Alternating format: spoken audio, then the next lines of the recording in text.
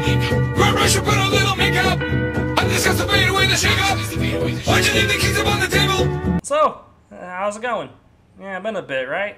But you know what? Screw it. Let's just get into it. In the first 3 months of 2023, I've seen 17 films, mixed between theater releases and streaming releases. All things considered, I'm not quite done with March yet. I've still got the Dungeons & Dragons movie, which I am pumped to be seeing on opening night, and Murder Mystery 2, and I'm just praying it's at least okay. Fucking Adam Sandler. But all this considered, let's discuss the 17 films I've seen in 2023 as of yet, because that's a lot more than I usually see at this point. Gives me hope that this is the next big year for film. I mean, Book Club 2, ladies and gents. Without further ado, these are ranked in best to worst, so, you know, it'll change, but my video, the biznatch with the fucking pencil.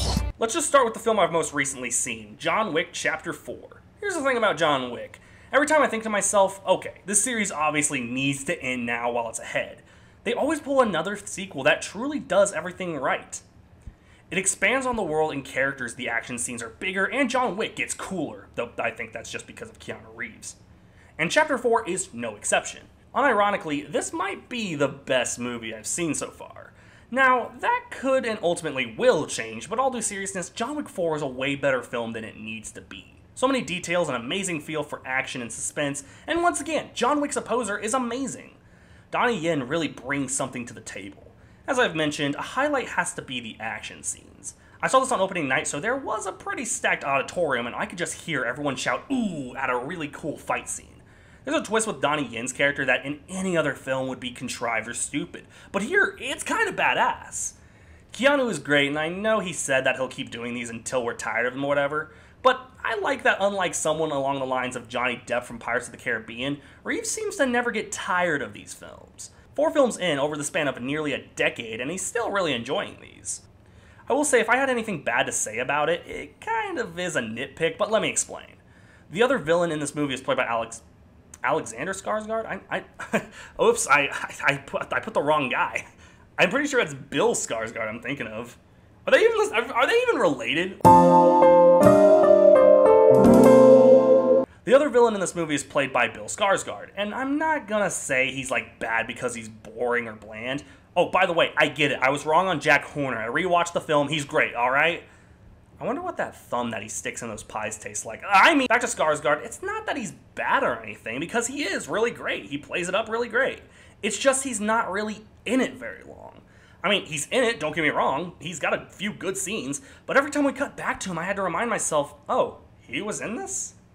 I guess they wrote Yen's character so great that this other villain is just kind of overshadowed, but I don't think he's a bad villain. He's just not in it very long for me to remember him. Other stuff is really nitpicky. I still think Chapter 2 is the best Wick film, but that's just the standard these films are setting. Probably not going to stay #1. I mean, Book Club 2, everybody. Watch out. But for now, I think this is a solid addition to the Wick franchise. Michael Jordan! Come on, man. That's Michael B. Jordan. Creed 3 is another sequel that shouldn't be as great as it is. But oddly, this is a sequel that has a reason for me to believe it wouldn't be great. That reason is Creed 2. Don't get me wrong, Creed 2 is far from a bad movie. It's just an okay movie in my opinion. Yes, Creed facing off against the descendant of the person who killed his father is quite a match to be seen, but it's not really high stakes worthy. Like, this fight could end either way and nothing would really come of it other than maybe some honor. Creed didn't really know Drago like his father did. But what happened to his father? Oh, spoiler alert. Oh my God! What? No, dude! So not only is Creed 3 impressive as a Creed film, I also argue it's impressive on its own. And the biggest thing I can say, it's the first film that feels like Creed and not Rocky Presents Creed. While Creed 1 and 2 are great films, they still feel attached to the Rocky name. Hell, Rocky himself is in both movies. Not only do they cut out Balboa this time around, but they give the new characters a chance to shine. I've always liked the choice of Michael B. Jordan as Adonis, and Tessa Thompson surely is a great choice for Adonis' wife. I forgot her fucking name. Bianca, okay, there it is. And this time around, the threat feels raised. It's not like this is the son of the guy who killed his father's dog or something like that. It's actually a childhood friend of his, played by Jonathan Majors. Man, I wonder what he's been up to recently. Okay, alright, never the fuck mind. Forget I asked. So, awkward recent events aside, he's actually pretty good in this. I'll be the first to tell you I didn't watch Quantum Break, so I don't know how he does in that. But besides the point, he is great in this. Really terrible decisions he's made aside. Jesus Christ, dude. The only thing I kinda don't get, they keep hyping up this new character who's supposed to be to Adonis what Adonis was to Rocky. Kind of a prodigy almost. But he's not in it very long, and he's not as great as the other characters. Other than that, I really can't think of anything bad about this movie. Think about this. This is a breath of fresh air for Rocky fans. The time between Rocky Balboa and the first Creed was 9 years. Probably because... So, for this to not feel like the overdone trope-filled disaster pile of the Rocky films became, I think there's something very special about that. Rocky IV is spoiled by the fucking poster. I said play a fucking game with me, Ray. Operation Fortune is about as Guy Ritchie gets. It's not my favorite film from him, I wouldn't even call it top 5, but it is good. Really takes advantage of the tropes we've associated with Ritchie for years. Jason Statham plays James Bond if he was funny, or as the film calls him, Orson Fortune, which is the coolest name of all time. He's like this special forces dude, like he's not a spy, but he kinda is. What did I say? Guy Ritchie and all of his Ritchie-ness. Fuck! Operation Fortune does suffer from the usual Guy Ritchie problems, but it excels in having memorable characters, interesting conflict, and probably my favorite Hugh Grant performance since The Gentleman. Really, I don't have much to say on this one. I do like it, but it's not my all-time favorite Ritchie film. It's just a fun film, and I highly recommend it for fans of Guy Ritchie's work, such as The Gentleman or Snap. MAKIN! I really didn't expect to like MAKIN. Hearing the setup and seeing the trailers, God, I really thought this was going to be the traditional January movie. What I mean by that is, I thought this was going to be a really forgettable film that wouldn't leave an impact on me. But after watching it and seeing how much the movie itself doesn't take itself seriously, it's actually kind of fun. Far from number 1, I'm sure this won't even be in the top 10 by the end of 2023, but all things considered, I had a lot more fun with this film than I thought I would. The setup is eerily similar to Child's Play, but it is different in its own Blumhouse-y way. Oh, by the way. Freddy, you're supposed to be on lockdown. Vanessa, Shaggy's playing fucking Michael Afton. I really cannot wait for this movie. Megan follows a young girl who gets this weird prototype doll called Megan, of course. But similar to Child's Play, the doll is way too unstable. What I like about this movie is that it's not just ripping off Child's Play. If anything, I kind of see this as a homage to Child's Play. I also like how much of the movie doesn't take itself seriously. This is a very weird film, but it's not being weird and trying to say it's serious. The doll sings fucking Titanium. Do you really think we should compare this film to the horror greats? Oh my God!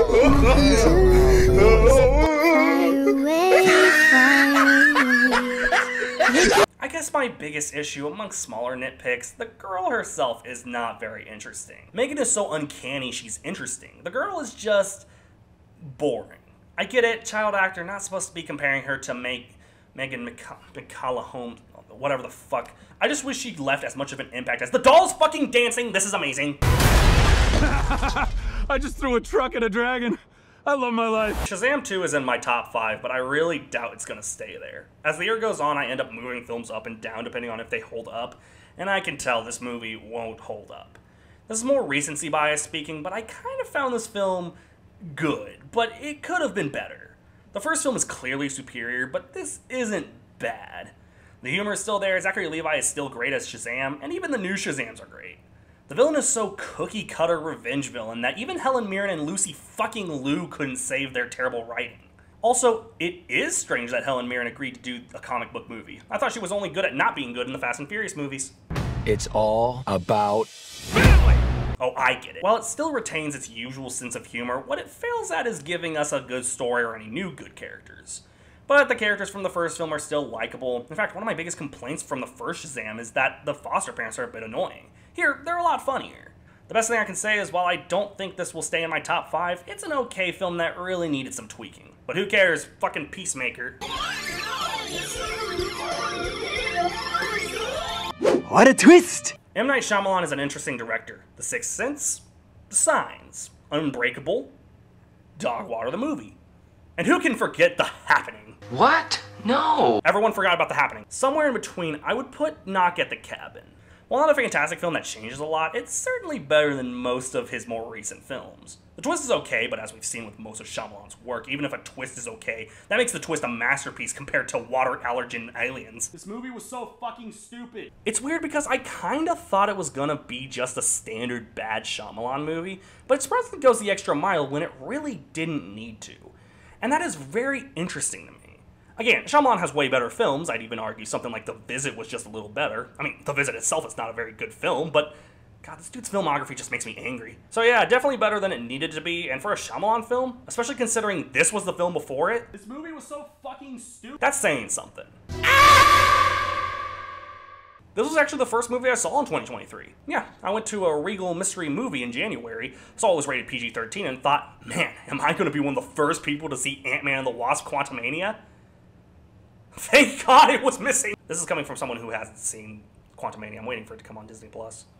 Missing is much like Megan or Knock at the Cabin, a horror thriller movie that shouldn't work as well as it does, but surprisingly goes the extra mile. This is considering that this is a found footage movie, and not in the way Blair Witch or Cloverfield did it, no, in a way a movie like Unfriended did it. And who can forget Unfriended Dark Web?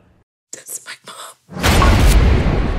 No! Everyone forgot Unfriended Dark Web. While I think this movie rides the line between being good and just kind of forgettable, the best thing I can compare it to is the 2018 film Searching, which had a very similar style and premise. And while I do think Searching is the far better movie, this is still very solid. Having twists and turns and twists, I twist my dick into a blender. Fuck! It really does keep your attention. That's something even better films this year kind of fall flat at. I consider Knock at the Cabin just above this movie as of right now, but even that movie can drag at times. This movie keeps your attention even if the main lead is bland and the format had become stale at that point.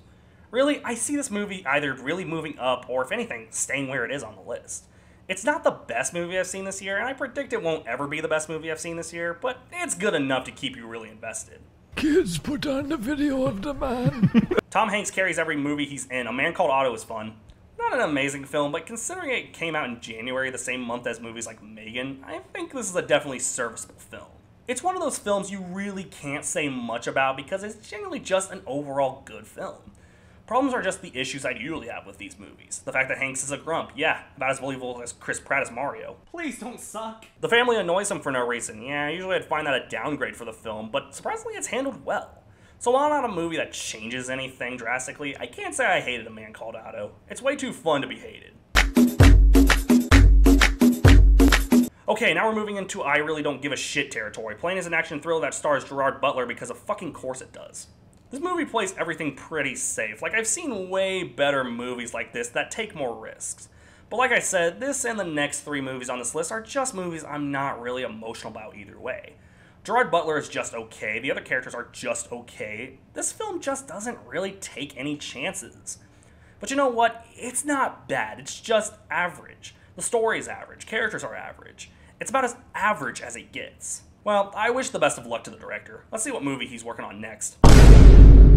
What? From the director of Plane, he brings you Ship. Oh my God! To infinity and your mom. It is surreal to me how great horror movies have been this year. Megan, Missing, Knock at the Cabin. I haven't even seen Scream 6 yet, and I know that shit is gas. So it makes sense one of the lesser horror movies I've seen this year is still really solid. Infinity Pool is a very different kind of horror movie, from a very different kind of horror director. Brandon Cronenberg is a director whose last movie was also very divisive, but solid. Possessor. Possess these nuts. Hey, got him. Infinity Pool is probably inferior to Possessor, but that's not to say Infinity Pool doesn't push the envelope. It's weird, I have this movie listed as number 10 on this list of 17 movies, but I honestly can't say it's even bad. Much like Plane or Man Called Otto, I really don't have much to say, it is really down the middle. Plus, I want to save more in-depth reviews for the ultimate list, but as of right now, the worst considered horror movie I've seen isn't even bad. What about that? For all we know, he could be the Strangler. I'm the Strangler? No, I should have known! Hulu sure does have movies. Boston Strangler is yet another addition to Hulu's lineup of, I didn't want to go to a theater, movies. While far from bad, it's still not what I would call A-grade material. Outside of Keira Knightley, who has so come a long way from being the worst part of Pirates of the Caribbean, outside of, fucking that, Boston Strangler doesn't really have a lot in it that I would say either propels or destroys it. It really is just a movie that I happened to watch because the biggest release I'd seen that weekend was fucking Shazam. Zooby zooby zoo. Following up a Hulu movie that doesn't do much for me, we have a Netflix movie that doesn't do much for me. The Pale Blue Eye is really okay. My money on Christian Bale's better role in the last 6 months goes to David O. Russell shits himself. Amsterdam. Shut the fuck up! I really don't know how to describe such a boring film like The Pale Blue Eye. The look of the film is great though, and Bale gives it his all here, so at least there's 2 things on Amsterdam. I just don't think this was anything spectacular. Considering it was a January release, I guess I shouldn't have been surprised. Who are you people? And now for the bad movies. You People is a Netflix film that had so much potential, but it's squandered by an all-star cast that doesn't bring their A game, botched chemistry between Jonah Hill and Eddie Murphy, two actors I strangely don't think work together, and a plot so predictable and forgettable you'd kind of forget you even watched it by the end. It's sad because there are occasionally funny bits and moments that almost get a good laugh. And clearly there is heart to the project, but it's really rough. Deep down, I want to like this movie, but I don't. It's a really bland mess that you kind of just forget. Kanye watching Jonah Hill in 21 Jump Street be like,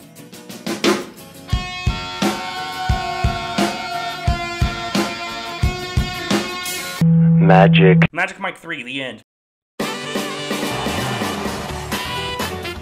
Magic Mike's Last Dance is such a whatever movie. I can't even say we were obligated for a third Magic Mike. The first film was great, but the second film was where I started to realize, oh wait a minute, I'm watching male strippers. Yes! Yes! Magic Mike's Last Dance is such a bland experience. By the end of it, I just kind of said, oh, that happened. It's not even like disgustingly bad or brain rotting. It's just, whatever. Why do we need this movie? Are we really horny enough to say, you know what we need more of? Channing Tatum's abs. Can't even say much more. It's just such a down-the-middle bad movie I can't recommend to anybody. Who even directs this shit? I want to forget this movie exists. Moving on. Burn! Burn! Burn! Burn! The worst Netflix movie I've seen this year, It's Your Place or Mine. It's sad because after that 90s show premiered, I was really excited to see Ashton Kutcher back in action. I get why he left for a few years and my hat goes off to him, but this is just... You get the gist of it by the end of the first act. It's so predictable, lazily written, and Kutcher and Reese Witherspoon are surprisingly not that interesting of a couple. I get this movie tried to be kind of like a Marriage Story type film, but Marriage Story had... Every day I wake up in Kentucky. I have never in my life met anybody from Kentucky. Overall, yes, I do enjoy this movie's somewhat original premise, but it's squandered by a really bland setup and botched chemistry between Kutcher and Witherspoon. Squidward's house. House Party is a movie about a party that takes place in a house. Oh, and it's leagues worse than the original film, which is way better in every way. The House Party films themselves are such an interesting deal. The first film is nowadays a cult classic in terms of 90s comedies. The second film was pushing it, but I never hear any hate for it. The third film was when things just got out of hand, the fourth film didn't even have Kid in play, and the fifth film has a white guy! Oh! So a lot of my issues with this film come from the fact that it really is just a downgraded remake of the movie that didn't need it. This isn't Kid in Play, this is Adult in Work! This isn't a house party, it's just Office Christmas Party 2. And God, are none of these characters in the slightest likable. Like, that's something the original has going for it. You instantly remember characters like Kid in Play. It's actually two different people. Here, the best thing I can say is that at times it gets a chuckle, even if it's a light chuckle. But other than that, I really don't know what to say about this movie. It's such a whatever film that I probably could just have not seen it and I would have been fine. Hey, Tom Brady, you want to play the game or do you just want to be known as a smoke-cheating bitch the rest of your life? So the worst movie I've watched this year is definitely 80 for Brady. A stupid concept that translates to a lazily written, unfunny mess. Think if Book Club was written by Sports Illustrated. That is the mess that is 80 for Brady. This is a film I don't even think Tom Brady fans would like. We're a bunch of old coots who get hot for a man that's half our age. Jesus, at least Book Club had dignity in it. Sure, it's not a good movie, but at least it wasn't this ridiculous. Hell, I'd actually recommend Book Club if it means I can stop any more people from watching this movie. It's for this year what The Bubble was for 2022, Cats was for 2019, and anything that came out in 2020 was for 2020. What the fuck is a bloodshot? I really just can't think of anything in this movie that I can say improves it. It's such a lifeless mess, and I'm glad to say it'll take a lot for something to beat it out of the worst spot. It would have to be a remake of a beloved film where Melissa McCarthy plays the villain and motherfucking Lafayette plays a crab. Fuck! Okay, but honestly, the rest of this year really interests me. This summer is filled with movies I can't wait to see. Sure, I mentioned the Little Mermaid remake, but there's also movies like... Guardians 3 comes out that month. June has movies like Across the Spider-Verse, Elemental, the Wes Anderson movie that I'm really hoping people see. July, Mission Impossible, Oppenheimer, and Haunted Mansion. I really am excited for what's in store for the rest of 2023. I hope deep down, you guys are too. Barbie also comes out this year, so fuck me, right? Anyways, thanks for watching. Until next time, God, no. Is that fucking Jack Black playing Blackjack?